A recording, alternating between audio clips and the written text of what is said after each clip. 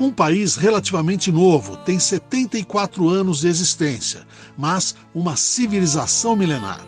O Estado de Israel é uma das democracias mais estáveis que existem. O Parlamento de Israel tem representantes de todas as culturas que convivem nesse caldeirão étnico que tem em Jerusalém a capital de todo o mundo.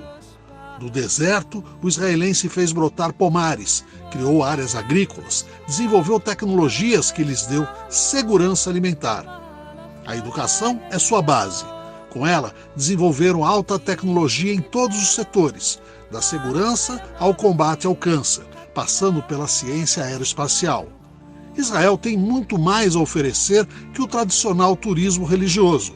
Montanhas, desertos, arqueologia e os famosos kibbutz, as fazendas coletivas que deram certo. Daniel Zohar Zonshine nos recebeu em seu gabinete na Embaixada de Israel, aqui em Brasília. É a segunda vez que ele serve ao país no Brasil. Bom, diante de toda a história de Israel com o Brasil, o que é que o seu país tem a oferecer para o Brasil? Bem, acredito que o que temos que oferecer ver as vantagens de Israel, de que maneira pode encontrar com as necessidades em Brasil, desta maneira. Israel está conhecida por a tecnologia e a pesquisa científica, e neste sentido acredito que podemos juntar forças em áreas como cyber, space, agricultura, água. Sabe que Israel é um país pequeno e falta de recursos. Então, eu acredito que, por exemplo, o manejamento de água, toda a experiência que Israel tem neste sentido, pode ser relevante para alguns lugares em Brasil. Porque, além do fato que o Brasil tem talvez o maior corpo de água no mundo, sim, mas nem sempre tem acesso de água onde e quando precisa. Sim. Então, o manejamento de água é uma coisa que foi desenvolvido em Israel durante os anos e acredito que esta experiência é relevante para o Brasil. E na área da agricultura também, por causa de falta de recursos, tivemos que desenvolver agricultura, de precisar de agricultura mais eficiente. E acredito que para alguns setores em Brasil pode ser relevante. Na outras áreas de pesquisa israelense, na área de saúde, na área de defesa, que também Israel, por causa de realidades do nossos vizinhos e do nosso ambiente, tivemos que desenvolver coisas que podem ser relevantes para parte das necessidades do Brasil. Então, acredito que tem muitos campos de vida, campos de ciência, tecnologia e de ensino, de treinamento e de capacitação, que Israel pode ser relevante para o Brasil. E o que interessa para Israel do Brasil? O que lhes interessa? O que é que vocês compram? Coisas que Israel, por causa de ser um país pequeno, não podemos, por exemplo, graus. Não podemos ter áreas grandes para graus que necessita. Então, um tipo de exportação do Brasil para Israel já existe e acredito que pode crescer mais. Graus, carne bovina e outras coisas de commodities. Mas acho que, além disso, também as coisas falei sobre a cooperação, por exemplo, na área espacial, certo, que podemos juntar forças porque, por causa de distância, tem vantagens de satélites que pode comprar Israel, por um lado, e Brasil, Israel um tempo, Brasil no outro tempo. Então, tem bastante coisas para que podemos pensar e realmente algumas delas já começaram a ser realizadas na área de, além de venda de commodities, mas também cooperação que pode beneficiar dois lados. Dois lados. Agora, quando a gente fala em Israel, claro, a gente pensa no turismo religioso, né? E é sempre a mesma coisa, todo mundo só fala disso, não há um outro tipo de turismo em Israel? Por exemplo, claro, vou lá, vou ver o templo o Muro das Lamentações, vou na igreja do Santo Sepulcro e tal, mas é só isso? Não tem mais coisa para ver? O que o senhor sugere? Bem, tem às vezes, diferença entre a Terra Santa e Israel. Porque muitos turistas fazem peregrinação para a Terra Santa, ver os lugares santos. Mas Israel não é só a Terra Santa. Tem um país vivo e além de tamanho, que não é grande, mas tem no norte de Israel tem lá cachoeiras e no sul de Israel tem deserto. E tem ecoturismo que pode ser interessante no deserto, que talvez, não sei se existe em Brasil nesse sentido, mas ecoturismo, o Mar Morto, que é um lugar mais baixo do mundo, 430 metros abaixo do nível do mar. Com todos os benefícios de saúde que tem para a pele e outras coisas. E tem lá também um deserto que eu, como jovem, gostei muito de passear lá e fazer lá outras coisas. Além disso, tem Tel Aviv, por exemplo, um metropolino, uma metrópole muito internacional. Que tem lá uma cena de alimentação, de restaurantes muitas interessantes. E Jerusalém, uma cidade velha, além de parte religiosa, tem lá a parte arqueológica. Acredito que Armagedon pode ser interessante por a relação com o passado, mas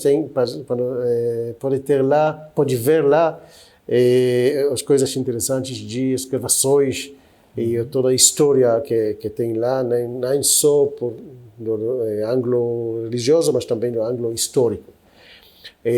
Tem toda a área de inovações e nós chamamos o Startup Nation, centros de pesquisa, centros de desenvolvimento de ideias, a caminho entre uma ideia até um produto em Israel, por várias razões, um pouco diferente de que o resto do mundo, pelo menos a maioria do mundo. Então, uma coisa que homens de negócios, pesquisadores, pessoas podem achar lá um interesse. Tem também Israel como uma sociedade que é muito eclética nesse sentido. Tem lá judeus que chegaram do mundo todo. Tem lá quase um quarto da população são muçulmanos, que têm as tradições deles. Tem drusos, tem 120 mil drusos. E tem outras minoridades que são interessantes para conhecer. O Mar do Galileia, além da parte religiosa, tem outras qualificações. Eu acredito que uma das profissões que tenho é um guia turística. Uma coisa que fiz já antes de entrar no Ministério de Relações Exteriores. E lá, como guia turística, pode fazer visitas. Uma visita sobre natureza, uma visita sobre inovações, uma visita sobre religião, uma visita sobre tipos de vida que tem lá, o kibbutz, o moshav. Sim, eu posso visitar um kibbutz? Ou vinícolas. Sim, eu posso visitar kibbutz. Então, tem lá várias áreas, vários campos de vida que pode visitar. Kibbutz é uma coisa única para Israel. Começou 100 anos atrás, mais ou menos o primeiro kibbutz, começou 100 anos atrás como um tipo de experimento social. Social, sim. Baseado sobre o socialismo. Chegou da Europa, e Europa do Leste, a maioria dos casos, e mudou ao longo dos anos, porque a vida mudou, o ambiente mudou. Então, hoje em dia, a kibbutz não é mesmo o kibbutz que foi 100 anos atrás, mas ainda uma comunidade vida comunitária, menos comunitária que foi 50 anos atrás, mas ainda uma criação especial. Eu, pessoalmente, nasci num moshav, que é uma comunidade agrícola cooperativa, não é como kibbutz, que é mais comunitária, mas muitas kibbutzim têm indústrias e muitos kibbutzim, ou algumas kibbutzim que têm também vinícolas, têm produção de vinho. Então, eu fiquei sabendo que Israel produz vinhos, fiquei surpreso, fui pesquisar, descobri que tem receita na Bíblia, né? Então vocês são bons bebedores de vinho. E que tipo de vinho que vocês estão trazendo para o Brasil? Bom, tem vinho que nós trazemos pessoalmente, nosso contendedor, porque para mim, quando temos visitantes, então prefiro servir um vinho israelense. E tem vinho que pode comprar nas lojas aqui. Tem algumas vinícolas que pode encontrar aqui. Aqui em Brasília é só um lugar que eu sei que venda. Em São Paulo tem mais. E em Israel tem cerca de 250 a 300 vinícolas. É uma indústria que, se falar comigo 40 anos atrás, foi poucas. Foi talvez 10 vinícolas.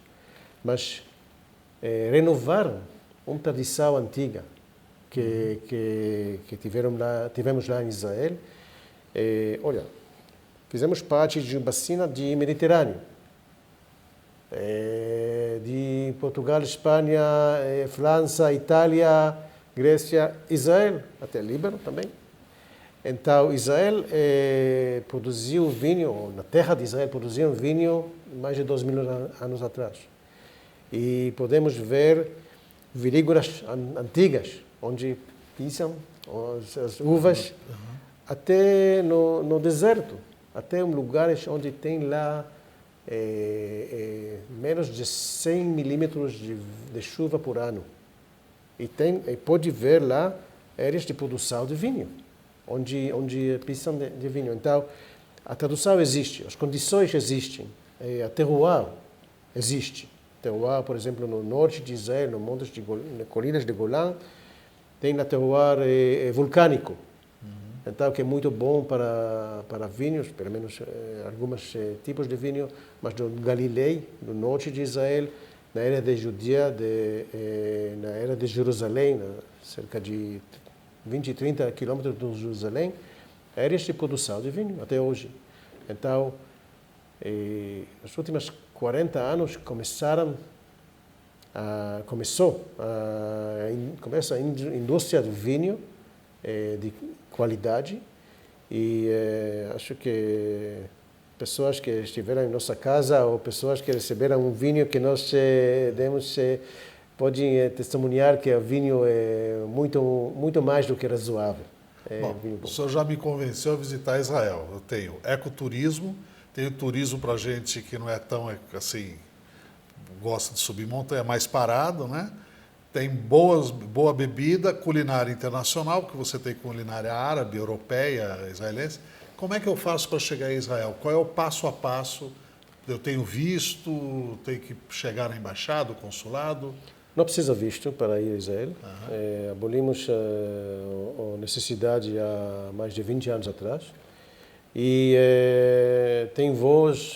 não tem voos diretos, infelizmente. Tivemos, do São Paulo a Tel Aviv, 14 horas, não é fácil.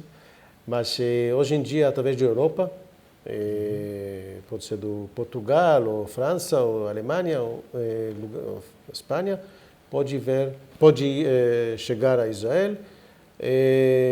Cerca de 15 horas de voo, pode dividir de uma maneira ou outra.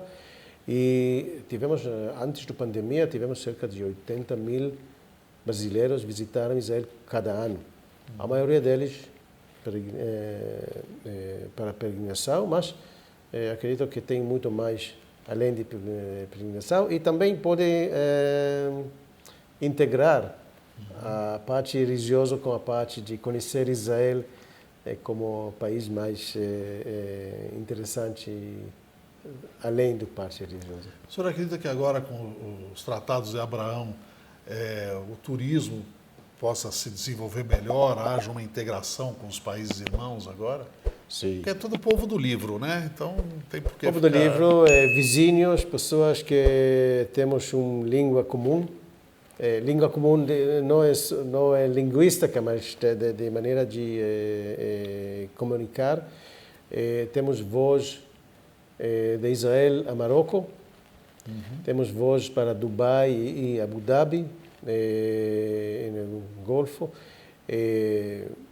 Israelenses é um país que tem curiosidade. Quando, por exemplo, assinamos um acordo de paz com o Egito, milhares de israelenses foram para visitar as pirâmides e todas as antiguidades de Egito.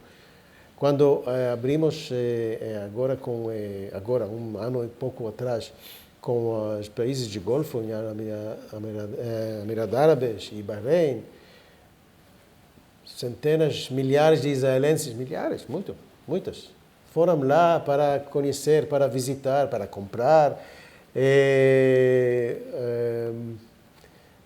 matar a curiosidade, conhecer as pessoas que antes foi um pouco mais difícil conhecer e encontrar. Então, e vice-versa. Também chegaram para Israel para conhecer, para ver. Isso abriu uma onda de turismo muito interessante.